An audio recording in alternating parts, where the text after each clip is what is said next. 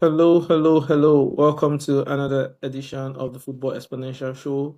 On today's edition, I have my very good friend, colleague, and of course, partner in crime, Mr. I, Franklin. How are you I'm, doing? I'm, I'm, I'm doing great. I'm doing great. How you doing, my friend? I'm doing very good. That's good. It's another episode for us to go through and cover what happened in the world of European club football. And we're talking about the pinnacle of it. We're talking about the UEFA Champions League phase, and things are getting very heated up as we all know. For those of us who have followed the competition closely, we have most teams have played 7 out of the 8 league games, and All, it's all, all teams have all played. teams, all teams, Yeah. as at the time of this recording, all teams have played 7 out of the 8 games. I think maybe just 2 teams are granted qualification at this point, and you have about 8 to 9 teams competing to make a cut into that top 8. And the benefit of having that top 8 finish is that you are guaranteed an automatic round 16 fixture without having to play I think the round 32 playoffs. So Yeah. now let's go right into it. Let's talk about some of the teams that have underperformed, some of the teams that have just about met expectations, some of the teams that have you know shown that they can be great again, and we'll just walk through it and see what are your predictions and expectations as to who's going to make that top 8. I mean, amongst the teams who still have it in the balance. So Yeah. starting it off, Yeah. we go with Man City. How did you see Man City's game? Is it Man City being shitty as usual these days, or what happened? It's as again as you know me, it doesn't take much for me to jump on the Man City being shit bandwagon. But again, I know I'll give Man City a bit of I, I'll give a bit of context because again they played in Norway, Bodø Yeah. Glimt, and I think that has been one of the toughest place for any European team to go and play in any European competition. I think if you remember a few years ago, I think AS Roma with Jose Mourinho lost 6-1 at that same team because they have this the conditions are not ideal for any visiting team. It's a small stadium. The pitch is an official grass, a 3D pitch, and they also do this thing where they water the pitch a lot. And Mm-hmm. if you know how that affects you when you play on that kind of pitch, it's not the ball doesn't move as freely as it does. Again, this is not an excuse for Man City's performance. I know because I think fundamentally they were poor at the basics of just a football game. But I also think it's a bit of context. I think it's not as easy as a lot of people will think it is going over to that stadium. But having said all that, I still think City they put up. I think I think they put up one of the worst first halves of any Pep Guardiola team in a very long time. And again, and I know there were a lot of bad parts last season, and there's been a lot. They're in a very weird form in the last few weeks. But I think that performance was not good enough. Like if you look at the names on the team sheet, you have Erling Haaland is there, Sheikh is on the pitch, Donnarumma in goal, Rodri Ballon d'Or winner, Rodri on the pitch. Rodri, it's I think we might have to have a Rodri conversation at some point, but I think Rodri didn't know. It wasn't himself. But again, that's what happens. When you don't turn up in Champions League, you Mm-hmm. get punished, and I think that's what happened to City. But unfortunately for them, it puts them in a very weird situation where they're not quite sure where they might finish. Going into the last game, Mm-hmm. it's still in the assisting in their hands. But what they have now is a problem with goal difference. And goal difference will be a big factor in this. So I think they need to win convincingly well at home to give themselves any chance. And who do they host at home? Galatasaray. They're playing Galatasaray and Osman against that backline. It's not going to be nice. But again, I expect City to do the business on the last day. But with that, I'm not quite sure that will be enough to see them Okay. finish in top 8. Okay, fantastic. So let's go over to the blue side of London. What is going on? It was Chelsea against Paphos, if I Paphos, pronounce yeah, it yeah, properly, Paphos. and it looked like Chelsea were at the bridge and they were hosting a typical European giant. It wasn't the most convincing of victory, but you got 3 points. Yeah, Talk me through your process. What happened there? it, I think anyone that turned up expecting Chelsea to put a few goals past this team was greatly mistaken. And I think particularly with not, I think Pafos they set up well. They've given a lot of team. I watched their game against Juventus a few matches ago. They ultimately lost, but they gave Juventus a really really good game, and that's what they did against Chelsea. They gave Chelsea a really good game. But having said that, I just think it was just again, it's it's just another. It's just another poor show. Not poor, but just not. It doesn't move you, if you know what I mean. It doesn't excite you, that performance. And I know it's. I understand the context behind this. Is Liam Rosinho's first Champions League game as a coach. This is only his fourth Chelsea game as head coach. He's only been there, been at the club, I think, less than 3 weeks now. But having said all that, I just think like with the attackers who are on the pitch, the Delap's, the Garnachos, Neto, and for me that's where the problem is. Like you don't have to look any further than that. I think Neto recorded 15 unsuccessful crosses yesterday. Garnacho, 15 unsuccessful crosses. Oh my That God. is the highest in the Champions League this year. 15 unsuccessful crosses. That's so and it shows you But that's I'm what you have. wondering who is it crossing the ball to though? But again, you think when you have a 6 foot lump of a striker, Liam Delap, you expect him to be on the end of those crosses. But again, Delap wasn't close to anything yesterday, and it's just like again, I'll say this again: you can't coach bad attackers. It's just a fact. Like like the best teams don't have bad attackers in them, and I think Chelsea have not one, not two, but we have a host of bad attackers, and we saw 3 of them play yesterday, and that led to a stodgy, predictable, uninspiring performance again. But I think they managed to find a way. I said who's been probably I think for me, Chelsea's best player this season. For me, even probably Chelsea's most important player was outstanding yesterday. Caicedo, Enzo Fernandez did a bit of magic as well. But again, it's not for any Chelsea fan that expected the manager to get moved on. A new manager comes in and all the problems magically get fixed. I'm sorry to tell you, you are greatly mistaken. There's still a lot of issues at that club that need to be fixed, and it will take a bit more time. But I think obviously you get a win. It's important. You'd have loved a few more goals to help your goal difference, but again, it gives you a fighting chance in the last match there against Conte's Napoli in Italy. So we'll see. But Yeah, Chelsea. I'm not overly. I'm very cautious about that game. Chelsea going to Naples is always an interesting one. I'm sure we'll cover it in our Champions League preview for the Yeah. final round of the league phase. But moving on back to some other teams that happened in So round seven.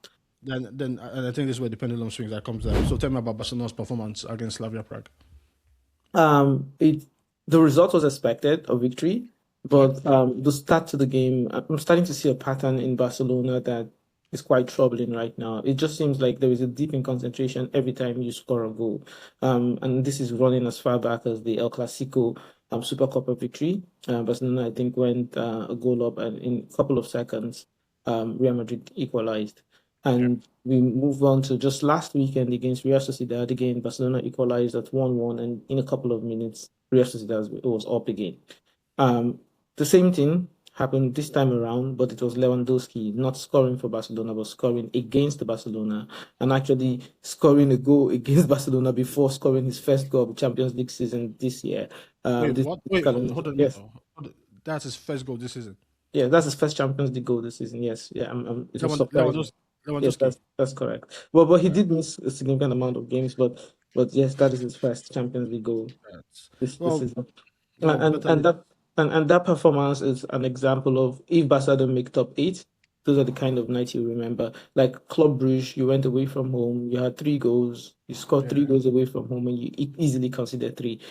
This is not what the Champions League football is meant to do. Like other teams get a goal away from home, and that is about it. But Barcelona somehow It- and this doesn't boil down to highline for those of you licking your lips already, ready to go for their No, no, no, no, this was no, a no, no, goal no. from set piece. This was a goal that I would say it boils down to a lack of concentration. But yeah, but we managed to get the job done.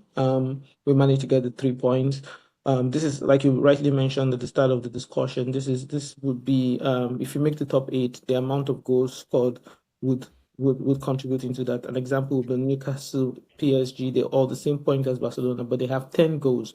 In terms of their goals differential, they're 10 goals in advance. Barcelona is barely 5 or thereabouts. So the next game, of course, is going to be hosting Copenhagen in Camp Nou. We'll see. I mean, I think for that game, it's going to be beyond just taking 3 points. That's to be 3 points with an emphatic victory, if possible. But yeah, overall, we're happy with the results. I would have loved it that there was one more goal. It pains the heart to see Chelsea above us at any competition, and not this version of Chelsea that just shows a little bit as to the situation in Champions League. But I think right now I would edge a bet in favor of Barcelona making it top eight. Yeah, top. Yeah, I think I somewhat echo that sentiment as well because I think with all Barcelona's issues and whatever they have right now, I think against a not so good Copenhagen team, I expect them to put a few goals past them, and that would be enough to see that. But again, like because it's still there are a host of teams on. There are a host of teams between 15 to 13 points. Like it can go a lot of ways. So it makes for a very interesting final match day. And I believe all the games are played at the same time. That's So correct.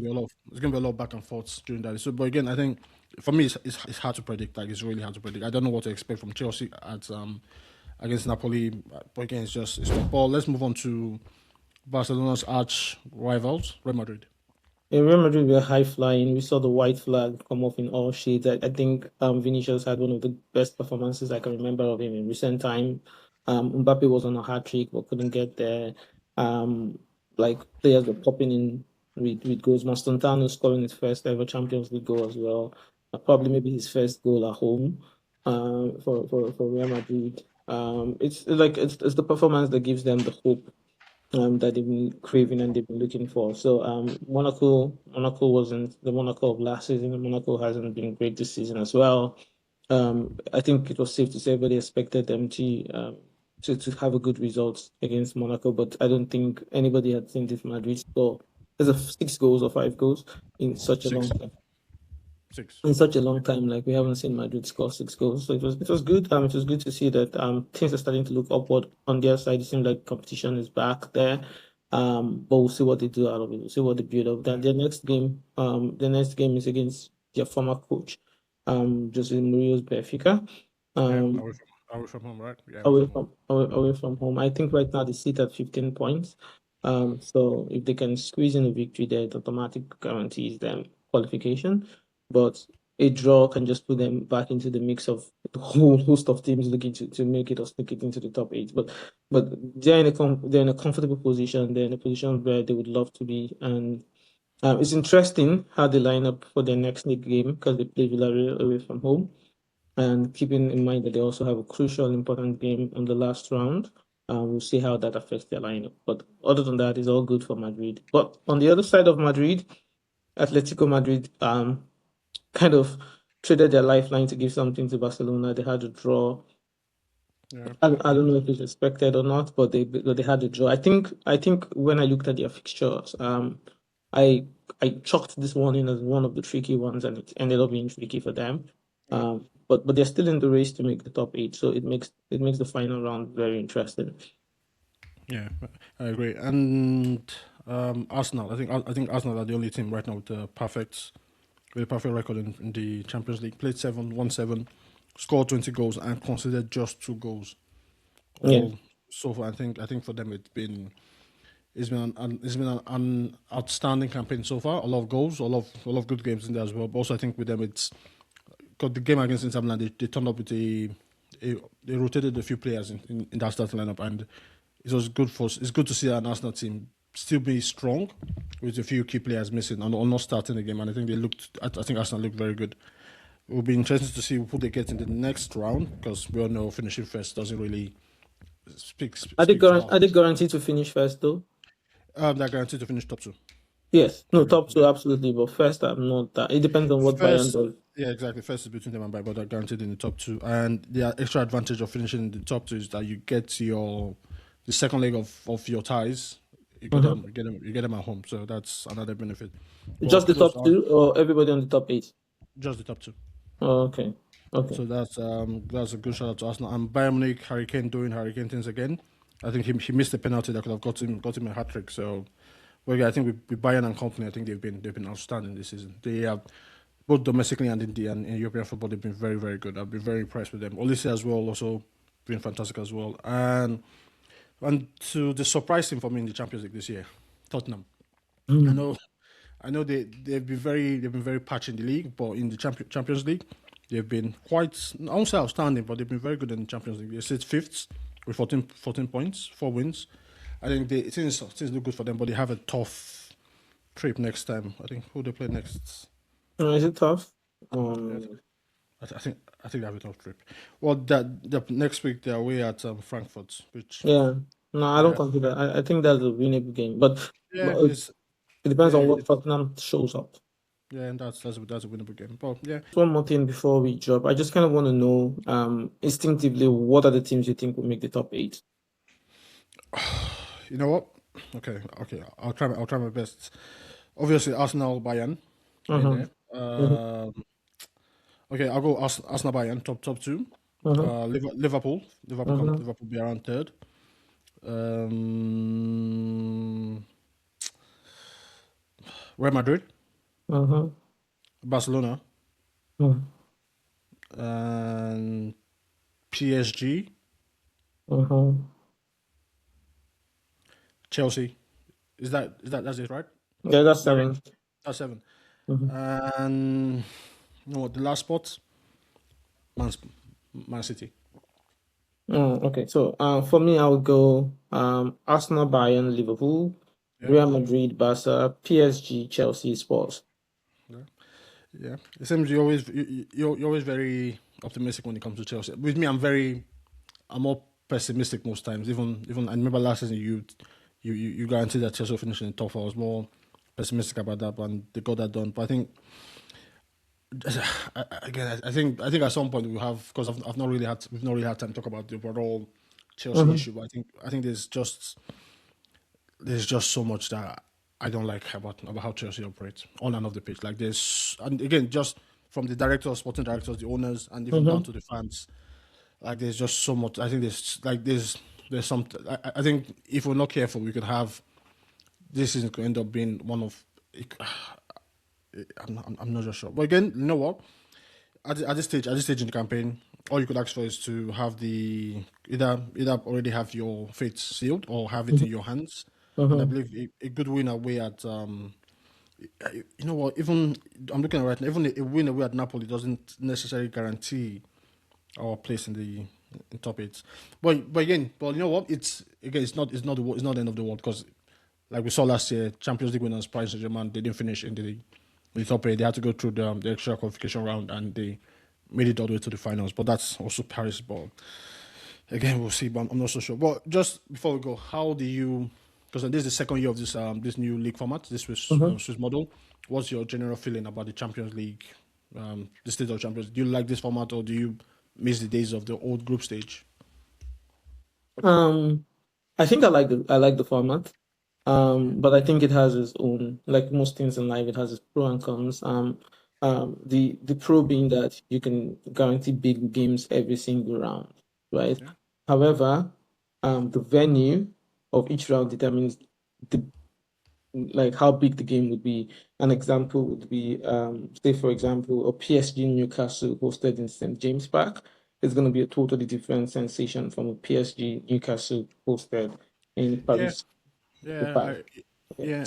But but again, I also add like I think in that conversation it's almost evenly split because you get like okay, say you get if like a Newcastle is drawn against Paris Saint-Germain and Barcelona, but you have the Barcelona tie at home and the Paris tie away. So it's again, I know, I it's get it. yeah, There's that balance, but again, but like if you look at it's PSG not perfect. fixtures It's running not into, yeah, if you look at PSG it's not perfect. fixtures running into the start of the group stage, you can see that these are fixtures that not a lot of teams want, right? They had to go play a lot of big game, like big contenders, and then there are certain teams that obviously maybe had one or at best two big games to navigate, and you can tell in the position of the table. So I worry that um, with this fluidity over time, it could leave the window for manipulation, depending on how corrupt or incorrupt the schedules are. But in terms of footballing entertainment, it's pure entertainment because even the small teams have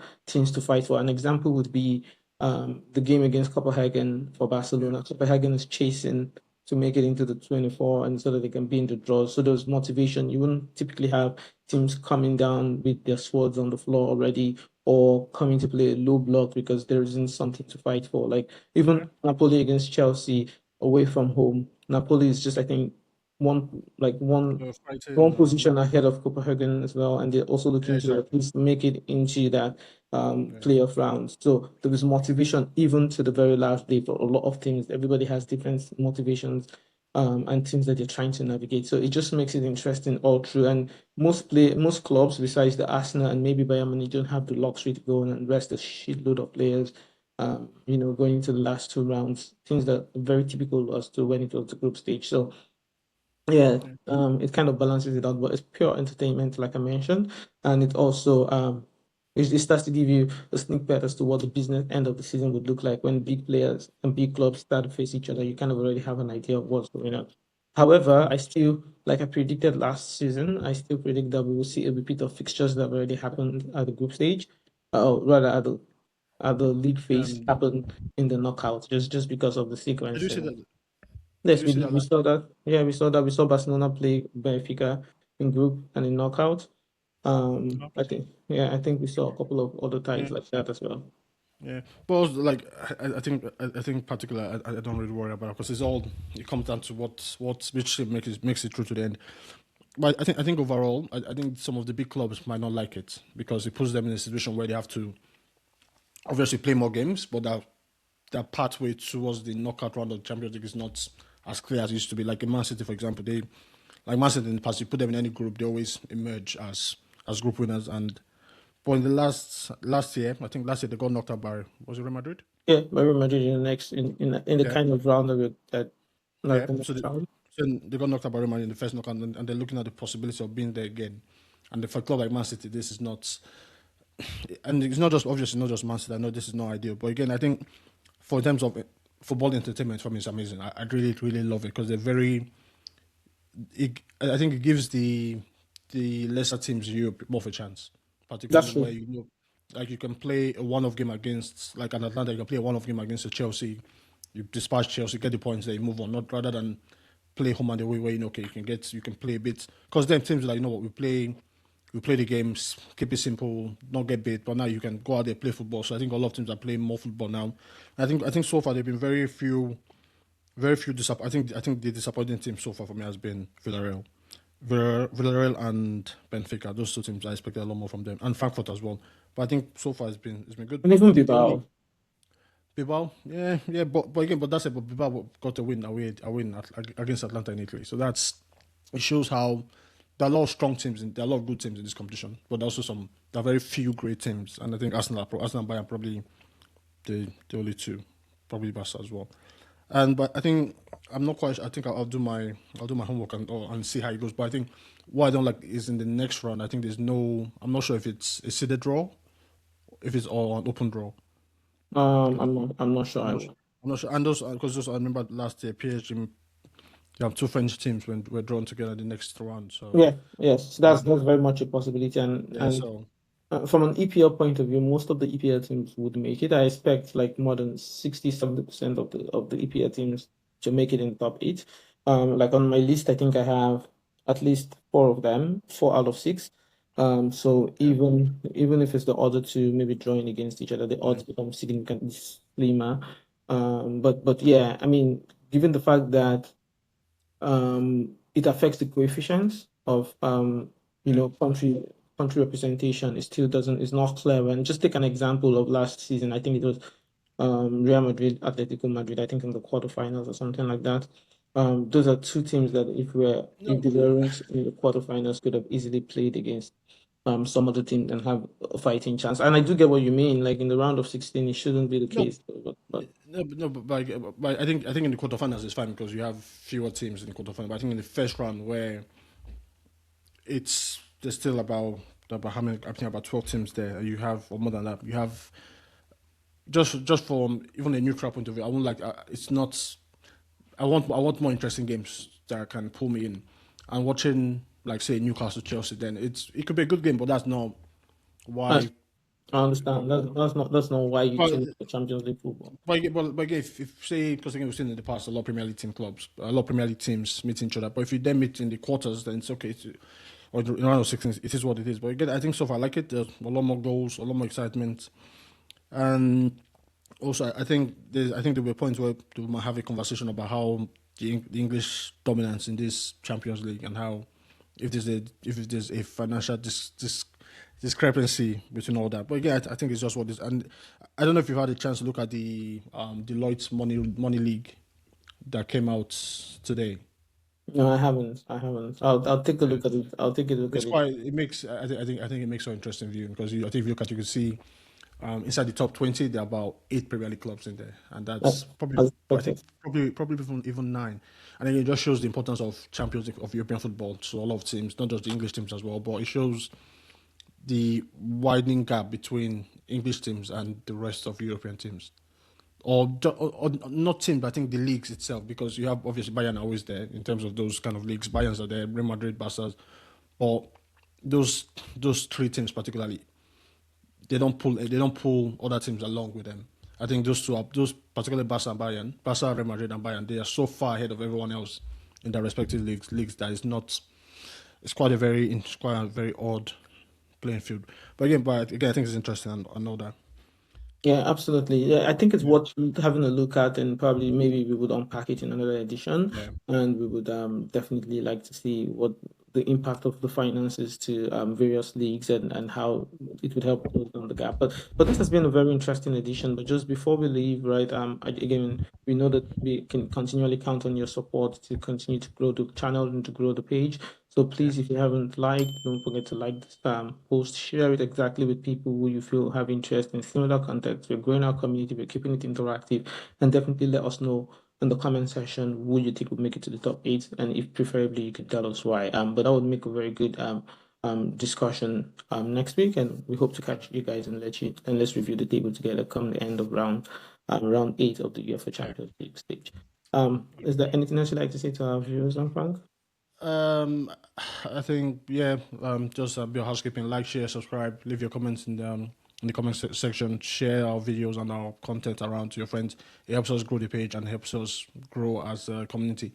And last before we go, shout out Senegal, AFCON champions, and I'll leave you on that note. Okay. Shout out Senegal, indeed. Yeah. All right, thanks everyone, and take care. Okay, thank you. Bye.